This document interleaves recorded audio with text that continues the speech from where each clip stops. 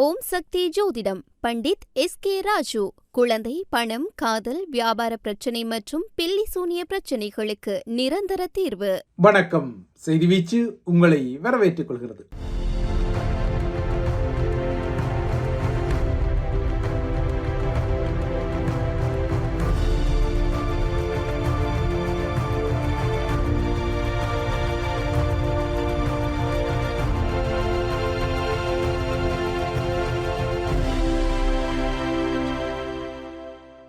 பரபரப்பான செய்திகளை எதிர்பார்க்கும் பயனாளர்கள் சமூக வலைத்தளங்களில் பெருகிவிட்ட நிலையில் அவ்வாறான பரபரப்பான செய்திகளுக்கு மத்தியில் செம்மணியில் இன்று மாலை இடம்பெறக்கூடிய நீதியின் ஓலம் போராட்டம் 2 குறித்த செய்திகள் அந்தளவுக்கு பரபரப்பை ஏற்படுத்தக்கூடிய செய்திகளாக இல்லாவிட்டாலும் இலங்கையில் தமிழினம் சந்தித்த பெரும் நாசகார படுகொலைகளுக்கு நீதி கோரும் அனைத்துலக போராட்டங்களின் மத்தியில் இது ஒரு முக்கியமான போராட்டம் என்பதை மறுத்துக்கொள்ள முடியாது. நீதியின் ஓலம் 2 இன்று மாலை 4 மணிக்கு யாழ்ப்பாணம் செம்மணி பகுதியில் ஆரம்பமாக உள்ளது. கடந்த ஆண்டும் நீதியின் ஓலம் போராட்டம் இதே பகுதியில் நடத்தப்பட்டமை நீங்கள் அறிந்த விடயம். அந்த போராட்டத்தின் 2ஆம் கட்டமாக இன்று முன்னெடுக்கப்படும் இந்த போராட்டம் எதிர்வரும் 17ஆம் தேதி வரை நடத்தப்படும் என இந்த போராட்டத்தின் ஏற்பாட்டு குழுவான தாயக செயலணி அறிவித்திருக்கின்றது. தொடர்ச்சியாக 4 நாட்களுக்கு இடம்பெறும் இந்த போராட்டத்தின் இறுதி நாளான 17ஆம் தேதி வடக்கு கிழக்கின் அனைத்து மாவட்ட மக்களின் பங்களிப்புடன் ஒரு பேரணி யாழ் நகரில் நடத்தப்படும் எனவும் இந்த பேரணியின் முடிவில் ஐநாவுக்கு ஒரு முறையீட்டு மனு கையளிக்கப்படும் எனவும் அறிவிக்கப்பட்டுள்ளது.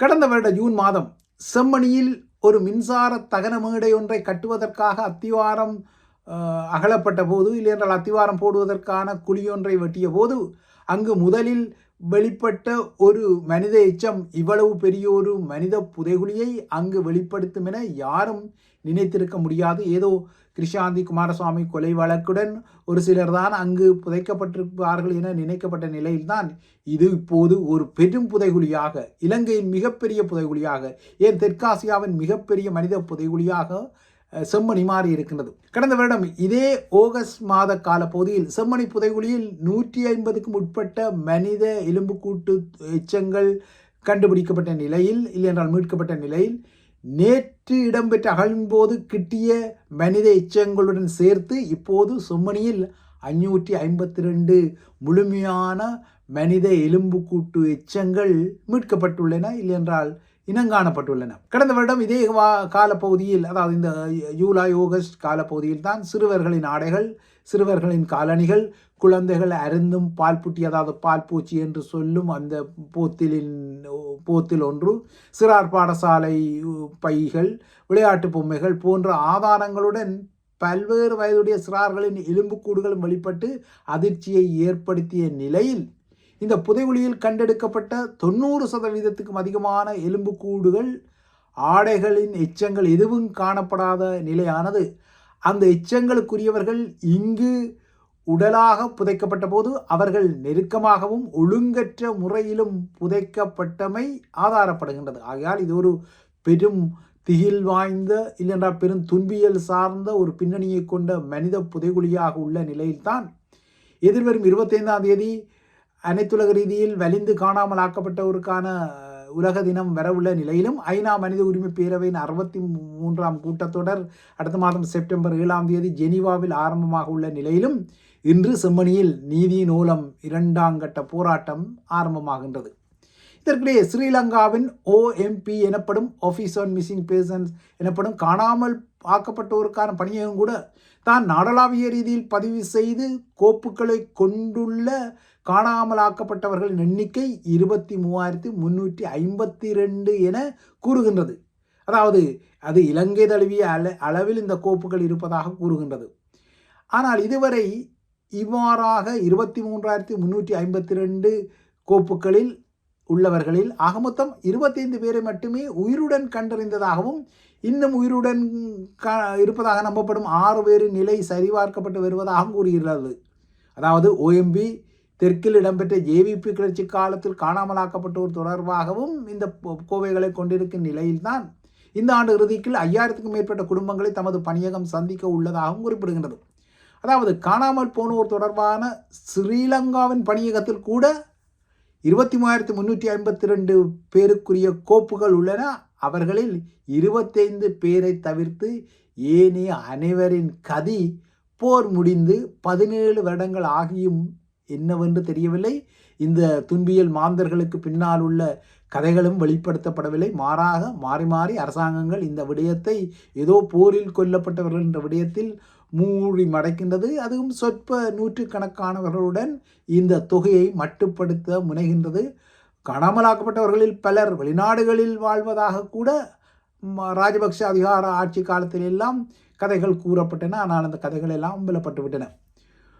ஒரு காலத்தில் 62,000 பேராக இருந்த இந்த காணாமலாக்கப்பட்டோரின் எண்ணிக்கை, அதாவது OMP எனப்படும் இந்த பணியகத்தில் இருந்த முறைப்பாடுகளின் அடிப்படையில் இந்த தொகை 62,000 இருந்தது. ஆனால் தமிழர் தாயகத்தில் மாத்திரம் லட்சத்துக்கும் மேற்பட்டவர்கள் காணாமலாக்கப்பட்ட, இல்லையென்றால் போரில் காணாமல் போனவர்களாக இருக்கின்றார்கள்.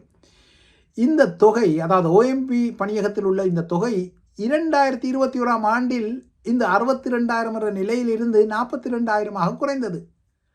அது மேலும் குறைக்கப்பட்டு இப்போது அந்த அமைப்பிடம் காணாமல் போன மக்கள் தொடர்பாக 16,966 கோப்புகள் மட்டுமே, அதாவது 16,966 பேருக்கு மட்டுமே ஃபைல்கள் இருப்பதாக கூறப்படுகின்றது. இந்த அமைப்பும் ஒரு வகையில் ஒரு கண்துடைப்பு அமைப்பு தான். காலத்துக்கு காலம் ஆட்சிக்கு வரும் ஸ்ரீலங்கா அரசாங்கங்களுக்காக வக்காலத்து வாங்குவதும் இந்த OMP அமைப்பு என்ற ஒரு நிலைமை உள்ள நிலையில்தான். ஆக குறைந்தது இது ஸ்ரீலங்காவால் உருவாக்கப்பட்ட அமைப்பு என்றாலும் இவ்வாறு பல ஆயிரக்கணக்கானவர்கள் தமிழர் தாயத்திலும் காணாமல் போனார்கள் என்றதை அந்த விடயம், அந்த அமைப்பு ஒத்துக்கொள்ளத்தான் செய்கின்றது. இந்த நிலையில், இந்த துன்பியல்கள் எல்லாம் துரத்தும் நிலையில் இலங்கையை துரத்தும் பெரும் திகிலுக்குரிய துன்பியலாக இருக்கும் பாதாள உலகம் சார்ந்த அதிர்வுகள் அந்த தீவில் தொடர்கின்றன. அந்த வகையில் வத்தளை கதிரான பகுதியில் உள்ள விடுதியில் கடந்த மாதம் இடம்பெற்ற பிறந்த நாள் விருந்தொன்றில் ஒருவரை சுட்டு கொலை செய்த சம்பவத்தின் பின்னர் படகு மூலம் இந்தியாவுக்கு தப்பிச் சென்ற தமிழ் பாதாள முகங்களான மகேஸ்வரன் லூசிநாத்தும் கணேசன் விக்னேஸ்வரனும் நேற்று அக்கரை தமிழகத்திலிருந்து இக்கரை கொழும்புக்கு நாடு கடத்தப்பட்ட பின்னர் ஸ்ரீலங்கா சிஐடியினரால் தூக்கிச் செல்லப்பட்டு இப்போது விசாரணைகளுக்கு உட்படுத்தப்பட்டு வருகின்றார்கள். இதற்கிடையே இந்த ஆண்டில் மட்டும் இலங்கையில் இணையவழி குற்றம் மற்றும் நிதி மோசடியில் ஈடுபட்ட அனைத்துலக மாபியாக்களின் முகங்கள் 1093 என்ற அடிப்படையில் கைது செய்யப்பட்டதாகவும், அதாவது 1093 வெளிநாட்டவர்கள் கைது செய்யப்பட்டதான அதிர்ச்சி செய்தி நேற்று ஸ்ரீலங்கா காவல்துறையால் வழங்கப்பட்டது. இந்த 1093 பேரையும் அவரவர் நாடுகளுக்கு நாடு கடத்துவதற்கான சட்ட நடைமுறைகள் தற்போது நடைபெற்று வருவதாகவும் ஸ்ரீலங்கா காவல்துறை கூறுகின்றது. ஆக மொத்தம் ஒரு வருடத்தில் மாத்திரம் இந்த இணைய ஊடுருவல் மாபியாக்களில் பலர் இலங்கையில் தமது கைவரிசைகளை காட்டிய நிலையில் அவர்களில் 1093 பேர் தான் தற்போது பிடிபட்டிருக்கின்றார்கள் என்பது ஒரு அதிர்ச்சிகரமான விடயம். அதாவது 1093 பேர் இணைய குற்றங்களில் இலங்கையில் ஒரு வருடத்திற்குள் கைது செய்யப்பட்டிருக்கின்றார்கள். இந்த நிலையில் ஸ்ரீலங்கா காவல்துறை இன்னொரு பக்கம் மலேசியாவில் பதுங்கியுள்ள இலங்கையை ஆட்டிவிக்கும் பாதாள முகமான கஞ்சிபானி இம்ரானை தூக்குவதற்கு தமது சிஐடியினர் அங்கு போட்ட ஸ்கெட்ச் திட்டங்கள் சொதப்பிக்கொண்டாலும், அதாவது கஞ்சிபானி இம்ரானை கைது செய்ய முடியாவிட்டாலும் அவரது 3 சகாக்களை கைது செய்து இப்போது இலங்கைக்கு கொண்டு வந்து விசாரணைகளை நடத்துகின்றார்கள். ஆனால் கஞ்சிபானி இம்ரானை தாம் கைது செய்யாமல் தமது மிஷன் ஒரு தோல்வியை தழுவினாலும் இது ஒரு தோல்வி அல்ல. மலேசியாவில் தமது நடவடிக்கையை இலங்கையில் செய்வது போல செய்ய முடியாது என்பதால் ஒரு பின்னடைவு ஏற்பட்டது. இதனால் தான் கஞ்சிபானி இம்ரானை தாம் இன்டர்போலின் உதவியுடன் மலேசியாவில் நெருங்கும் வேளை அவர் அந்த இடத்திலிருந்து தப்பித்து விடுவதான பாணியில் ஸ்ரீலங்கா காவல்துறை நேற்று ஒரு பதிலை சொல்லியது. இந்த நடவடிக்கைக்காக மலேசியாவுக்கு சென்ற சிஐடியின் தலையான ரோகன் எலுகல நேற்று இதனை குறிப்பிட்டதுடன் தமது மலேசிய ஆபரேஷனை, அதாவது கஞ்சிபானி இம்ரானை தூக்கும் ஆபரேஷனை ஒரு தோல்வியாக கருதக்கூடாது என்றும் இந்த முயற்சி ஸ்ரீலங்கா சிஐடியினருக்கு ஒரு பயிற்சி என்றும் கூறிக்கொண்டார். தொடர்ந்தும் கஞ்சிபானி இம்ரானை தூக்குவதற்கான வெளிநாட்டு மிஷன் தொடரும் எனவும் அவர் குறிப்பிடுகின்றார்.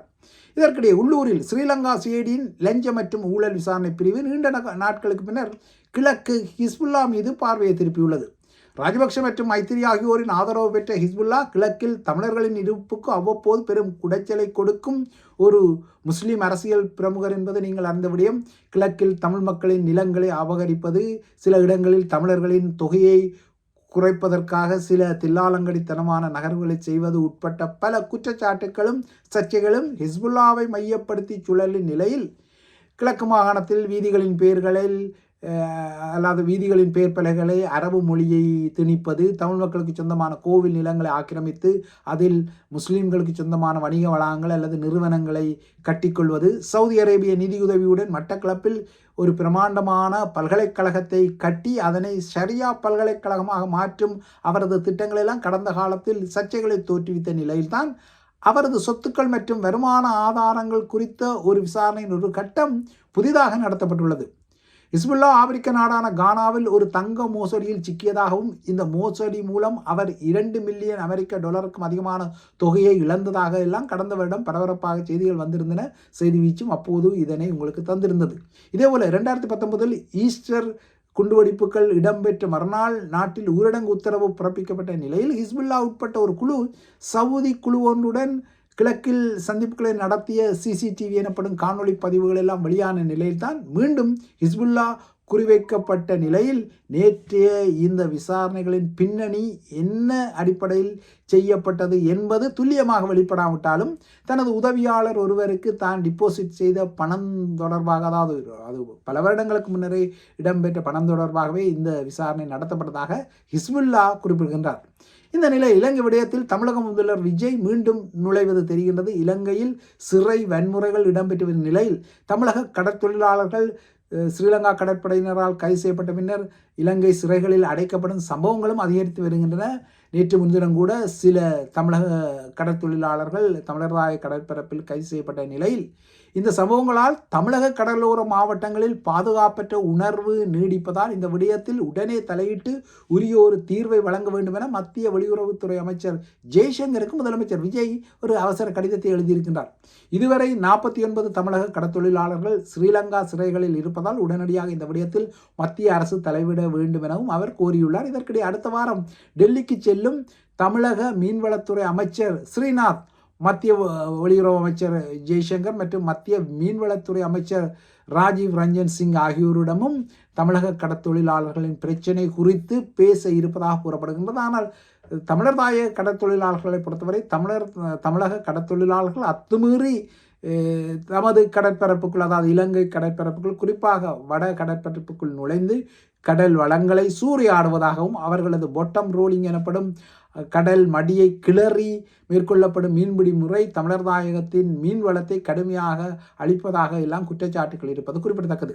இவை இலங்கை நிலவரங்கள். அப்படியே தமிழக நிலவரங்களையும் சற்று பார்த்தால், தமிழகத்தின் கரூரில் கடந்த வருடம் இடம்பெற்ற விஜயின் கூட்டம், அப்போது முதலமைச்சராக விஜய் இல்லை, அவர் ஒரு நடிகராகவும் அரசியல் பிரமுகராகவும் இருந்தார். அப்போது அவர் நடத்திய கூட்டம் ஒன்றில் ஏற்பட்ட நெரிசலில் பலியானவர்களின் குடும்பங்களுக்கு கருணை அடிப்படையில் அவர் முதலமைச்சராக வந்த பின்னர் தமிழக அரசு சார்பில் வேலைவாய்ப்புகளை வழங்கிய நிலையில் தமிழக அரசின் இந்த வேலைவாய்ப்பு உத்தரவை மீளெடுத்த சென்னை உயர் நீதிமன்றம் அதற்கு தடையும் விதித்திருந்தது. இந்த நிலையில் இந்த உயர் நீதிமன்றத்தின் தீர்ப்பை எதிர்த்து இந்திய உச்ச நீதிமன்றத்தில் ஒரு வழக்கு தொடரப்பட்டது. இந்த வழக்கின் மீதான விசாரணைகள் இன்று உச்ச நீதிமன்றத்தில் நடந்து வருகின்றன. தமிழக அரசின் கருணை அடிப்படையிலான கொள்கை முடிவுகளை நீதிமன்றங்கள் கேள்விக்கு உட்படுத்த முடியாது என்ற வாதம் முன்வைக்கப்பட்டிருந்தாலும் அரசு சார்பில் வழங்கப்படும் சட்டபூர்வ பணி நியமனங்களில் எவ்வாறு அரசியலை புகுத்தி கொள்ளலாம் என்கின்ற ஒரு நிலைமையும் உள்ள நிலையில் இன்று இந்த விடயத்தில் இந்திய உச்சநீதிமன்றம் ஒரு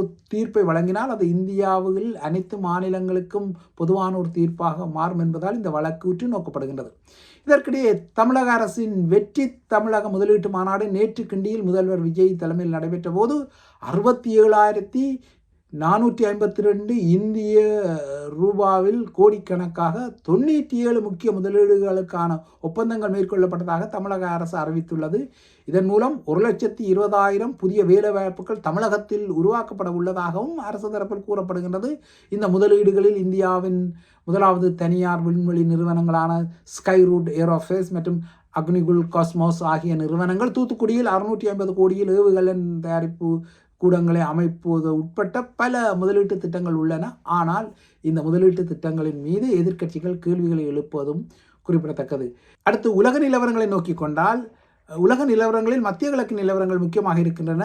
ஈரான் மீதான கடற்படை முற்றுகையை கால வரையறையின்றி தொடர அமெரிக்க இராணுவத்துடன் போதுமான வளங்கள் உள்ளதாகவும் தேவைக்கேற்ப மத்திய கிழக்குக்கு போர்க்கப்பல்களை அனுப்ப அமெரிக்காவால் முடியும் என பாதுகாப்பு அமைச்சர் பீட் ஹெக்ஸெட் நேற்று தெரிவித்தார். ஹோர்மூஸ் நீரிணை அமெரிக்காவின் கட்டுப்பாட்டில் உள்ளதாகவும் அங்கு அமெரிக்க கடற்படை முற்றுகை ஒரு இரும்பு சுவர் போல இருப்பதாக ட்ரம்ப் கூறிய நிலையில் அமெரிக்காவின் ஆப்ரஹாம் லிங்கன் கப்பலில் உள்ள பல கடற்படை உறுப்பினர்களுக்கு உளவியல் சிக்கல் ஏற்பட்டுள்ளதாகவும் அவர்கள் மனநல பிறழ்வுகளால் பாதிக்கப்பட்டுள்ளதாக தற்கொலைக்கு முயல்வதான பயிரிடும் செய்திகள் எல்லாம் வந்திருப்பதால் இப்போது யுஎஸ்எஸ் ஆப்ரஹாம் லிங்கன் கப்பலை பிரதியீடு செய்யும் வகையில் யுஎஸ்எஸ் ஜார்ஜ் வாஷிங்டன் விமானந்தாங்கி கப்பல் மத்திய கிழக்கு அனுப்பப்படும் நிலையில் இந்த விடயங்கள் மற்றும் இது தொடர்பான மேலதிக விடயங்களை மிக்ஸ் அண்ட் மேட்ச் பதிவில் பார்க்கலாம். அதற்காகவும் காத்திருங்கள். இவைதான் ஐபிசி தமிழின் செய்தி வீச்சு. தொடர்ந்தும் ஐபிசி தமிழின் நிகழ்வுகளுடன் இணைந்திருங்கள்.